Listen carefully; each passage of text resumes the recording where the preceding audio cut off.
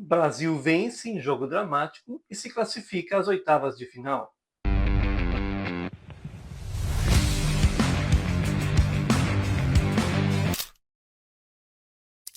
Olá para você que acompanha o Galera Mix, eu sou Teco Barbero, sou jornalista. Estamos mais uma vez aqui para analisar o jogo da nossa seleção, né, que enfrentou o Japão pelas 16 avos de final da Copa do Mundo. O Japão, gente, que é um país que vem evoluindo muito no futebol e, como se esperava, foi um jogo bastante difícil, mas não precisava ser tanto, né?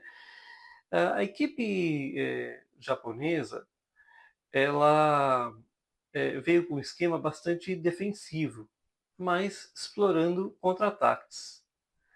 Eles vieram com uma linha de 5, né? Então vieram com toda a equipe retraída e com seus atacantes mais velozes para puxar eventuais contra-ataques, né? Essa era a proposta do Japão. E o Brasil veio já com a proposta do jogo anterior.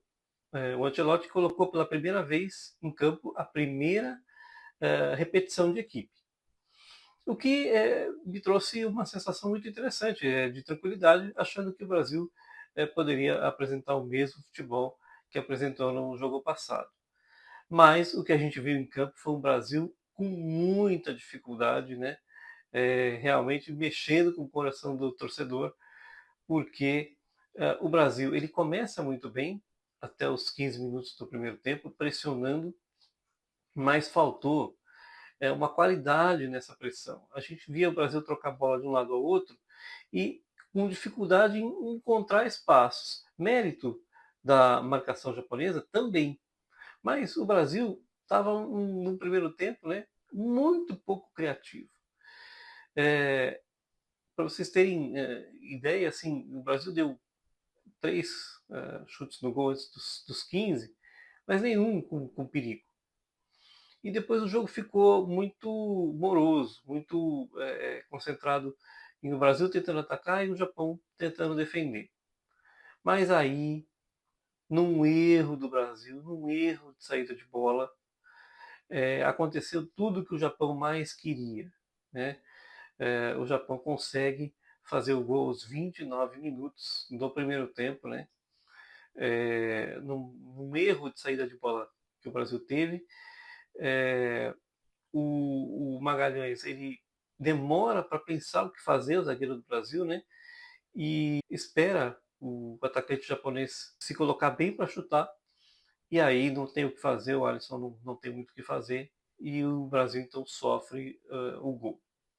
A partir daí, o Brasil sente o gol, né? O Japão tenta crescer, mas o Japão fica na mesma. Ele tenta os contra-ataques e o Brasil fica numa posição meio que desesperado para tentar fazer o gol, mas, de novo, sem criatividade e parece que ficou um time muito desorganizado, né? Quando a gente fala que o meio campo com o Casemiro ele fica lento, a gente está sujeito a tomar esse tipo de contra-ataque, né? Embora né, o que o Casemiro fez no segundo tempo tenha compensado. Eu não coloco a culpa nele no gol, mas o problema foi que o Brasil não pode errar, que acabou cedendo a oportunidade para o Japão, que aproveitou. Aí, é, no segundo tempo, o Ancelotti já faz trocas, né? Eu achei que ele ia tirar o Casimiro, mas não, ele tira o Paquetá, né? Coloca o Hendrick, isso sim a gente vinha aguardando, né? O Hendrick tem um tempo inteiro para atuar, né? Já que no primeiro tempo, por exemplo, o Ryan teve pouca oportunidade, então a bola se concentrou muito no Vini Júnior, né? E pouco no Ryan. O Vini Júnior muito bem marcado. Praticamente no primeiro tempo ele só correu para a lateral e tentou alguns cruzamentos. E aí o segundo tempo, o Brasil muda, não só faz essa troca, mas ele muda a postura em campo.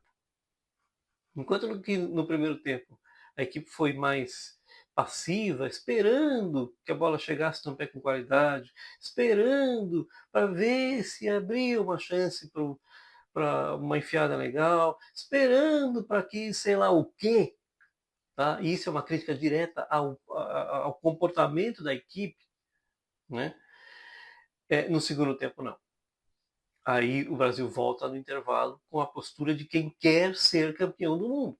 Qual é a postura de uma equipe que quer ser campeã do mundo? Ir para cima do adversário. E de forma ordenada, tinha todo o segundo tempo, mas mudar a postura, não esperar a bola no pé. Tá vendo que a marcação está sendo eficiente do Japão.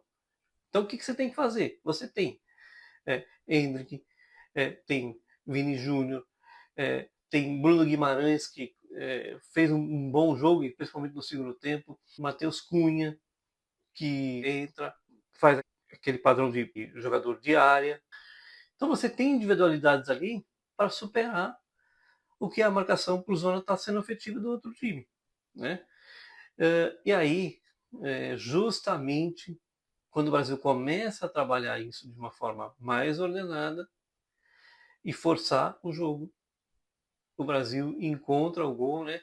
Praticamente dos 8 do segundo tempo aos 12, 13, o Brasil manda no jogo, cria uma chance aos 6, cria uma aos 8, faz o gol com o Casemiro, né? Casemiro que eu critiquei no primeiro tempo, mas não é porque ele fez o gol que eu tiro as críticas, né? Eu acho que ele deixa o meio campo de fato lento, mas ele teve um bom posicionamento, né? Recebeu um belo cruzamento, e aí alivia a situação do Brasil fazendo o empate.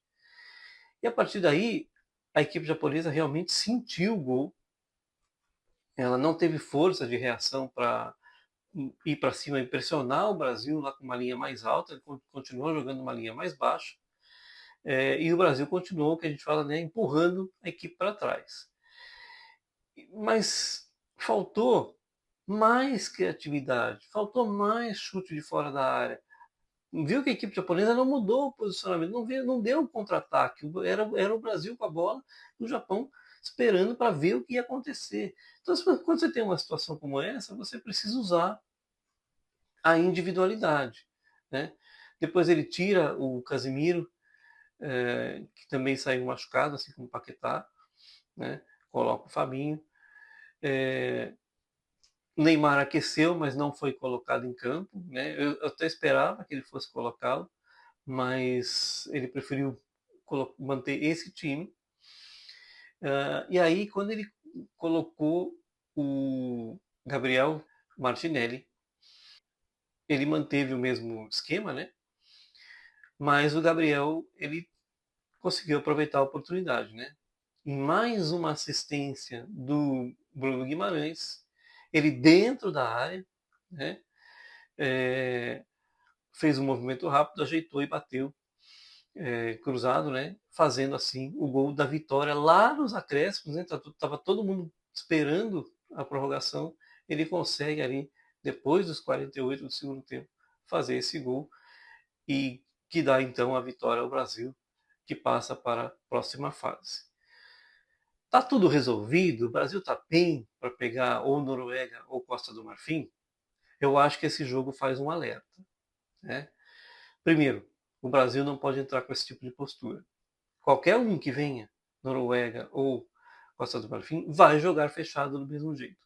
E a Noruega, se for ela tem o Haaland, que tem uma qualidade extrema, tem uma equipe é, inteligente, bem postada, né? Que foi uma das melhores das eliminatórias europeias. Então, o Brasil tem que estar preparado para fazer esse tipo de jogo. E principalmente no mental. Tá? O que faltou para o Brasil no primeiro tempo foi uma mentalidade diferente. Né? Eu acho que o Ancelotti encontrou um corpo de time, talvez ele faça pequenas alterações. Né? Não sei se ele vai manter, por exemplo, o Ryan, que no primeiro tempo teve muita dificuldade. Né? Não sei se ele vai, por exemplo, dar mais minutagem ao Neymar. Mas o fato é que o Brasil também não pode viver só de Vinícius Júnior. Né? Em várias ocasiões do jogo, apesar do Vinícius Júnior ter feito uma bela jogada, quase fez o segundo gol, pouco depois do primeiro do Brasil, o Brasil vive, né, em muitos momentos do jogo, só uma bola lateral para o Vinícius Júnior tentar ou cruzar, ou cortar e bater, ou esperar para ver o que acontece na individualidade. Não dá para ser isso. Então, fique esse alerta. Quando o Vinícius Júnior é marcado, o Brasil precisa ter outras alternativas. Uma delas pode ser começar com o Endrick. Vamos ver o que acontece no próximo jogo, no domingo, e continuar aí esperando que o Brasil faça uma ótima apresentação. Então é isso aí, pessoal. Um grande abraço e até a próxima. E vai, Brasil!